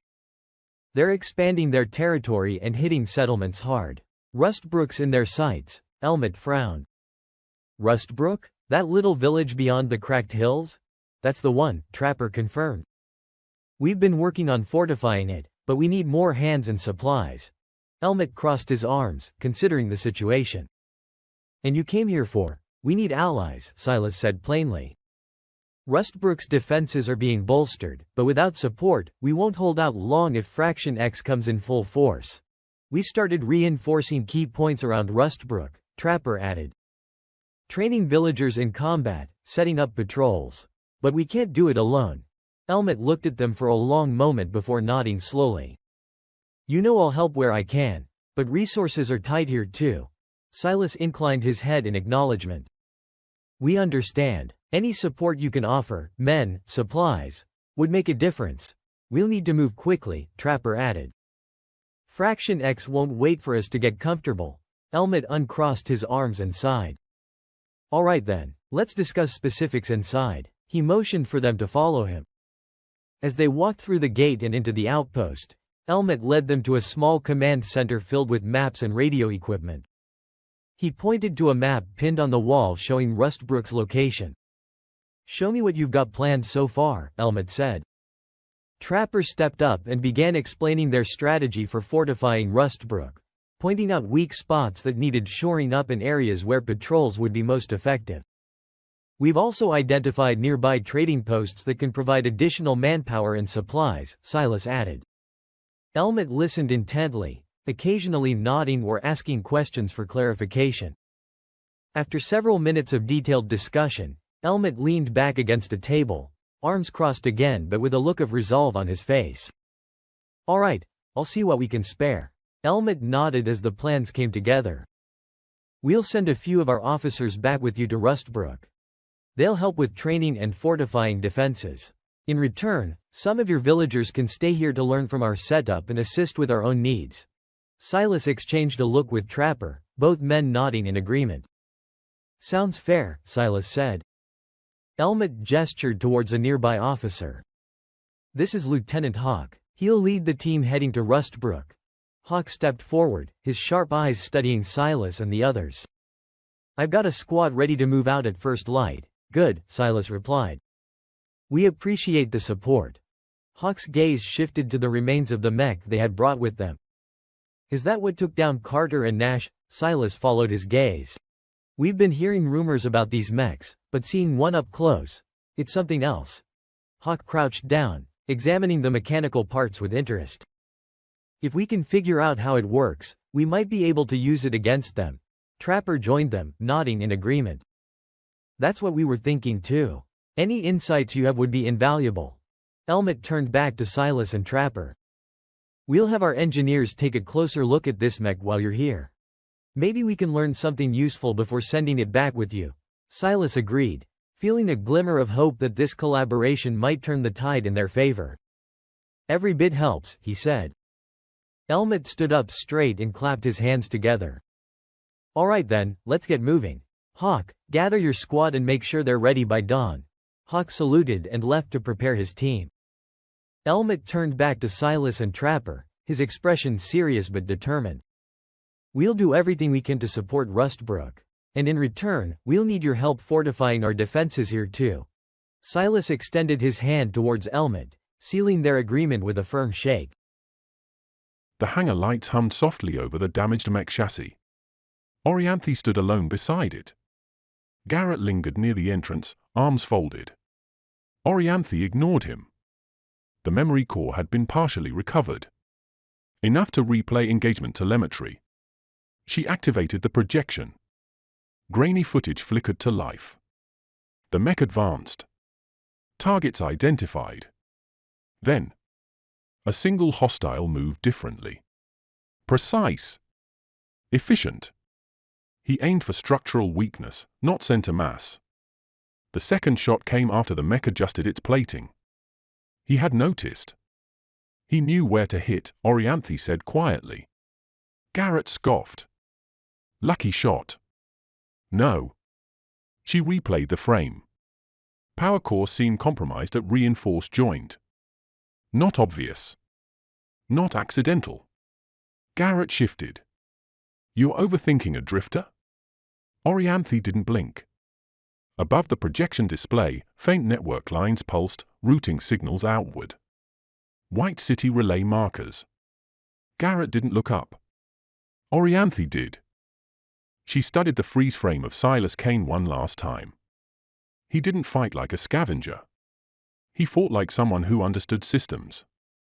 Garrett turned toward the exit. He won't survive the next one. Orianthe shut down the projection. Maybe, she said. But for the first time since he escaped. She wasn't sure who was hunting who. Rustbrook buzzed with renewed energy. The arrival of new people from the Outpost, including Lieutenant Hawk and his team, brought fresh knowledge and strategies. Villagers trained harder, now bolstered by Hawk's tactical drills. Silas watched as a young man practiced a takedown maneuver, noting the precision in his movements.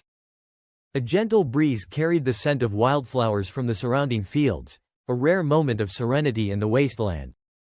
But the peace felt fragile, as if balanced on a knife's edge. Then, as if nature sensed the impending danger, the sky darkened abruptly. Ominous clouds rolled in, casting long shadows over Rustbrook. A chill ran down Silas's spine. He looked up, frowning at the sudden shift.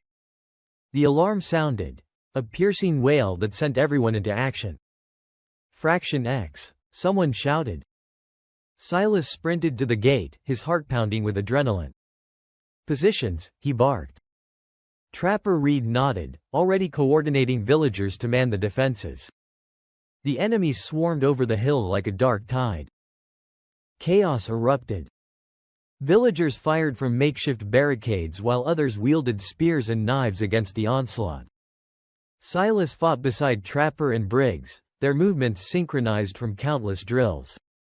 Amidst the clamor of battle, Silas spotted a familiar figure, Orianthe, leading Fraction X's charge with cold precision. She cut through Rustbrook's defenders like a whirlwind of steel. "Hold your ground," Silas roared over the din. Briggs tackled an enemy to the ground while Lex covered him with swift shots from her crossbow. Trapper took down another with his axe, but more surged forward. Orianthe pushed deeper into Rustbrook, her eyes locking with Silas's for a fleeting moment.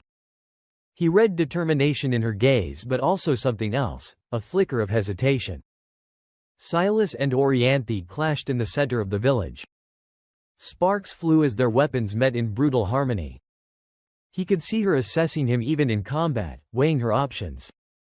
A sudden burst of gunfire from Briggs distracted Orianthe long enough for Silas to disarm her. He pressed his blade to her throat but hesitated. "Yield," he commanded. She glared at him but dropped her weapon. Villagers quickly restrained her while Silas scanned the battlefield. The tide had turned. Fraction X was retreating under relentless fire and fierce resistance. As calm returned to Rustbrook, Silas approached Orianthe, who sat bound but unbroken. "Why are you here?" he asked. "You know why," she replied, her voice steady despite her defeat. Silas crouched before her. "You're too smart for this chaos. Join us instead." Orianthe narrowed her eyes but remained silent, considering his words carefully amidst the rubble and aftermath of battle. Orianthe's silence stretched, broken only by the distant cries of wounded villagers and the crackle of burning debris. Silas watched her, searching for any sign that she might consider his offer. Around them, the village bustled with activity as survivors tended to the injured and fortified their defenses. "Silas," Trapper called out, approaching with urgency in his step. "We've secured the perimeter. What do we do with her?" Silas glanced at Orianthe, then back at Trapper. "We keep her under close guard. She's valuable." Trapper nodded, signaling two villagers to take Orianthe away. As they led her to a secure cabin, she cast one last glance over her shoulder at Silas, eyes narrowing in thought. Turning back to the scene, Silas felt a mix of exhaustion and relief wash over him. The village had survived another assault, but each attack left them more worn down. He knew they needed more than just brute strength to hold out against Fraction X. "Silas," Elder Miriam's voice broke through his thoughts. She stood nearby, her face lined with worry and determination. "We need to talk." They moved to a quieter spot near the central structure.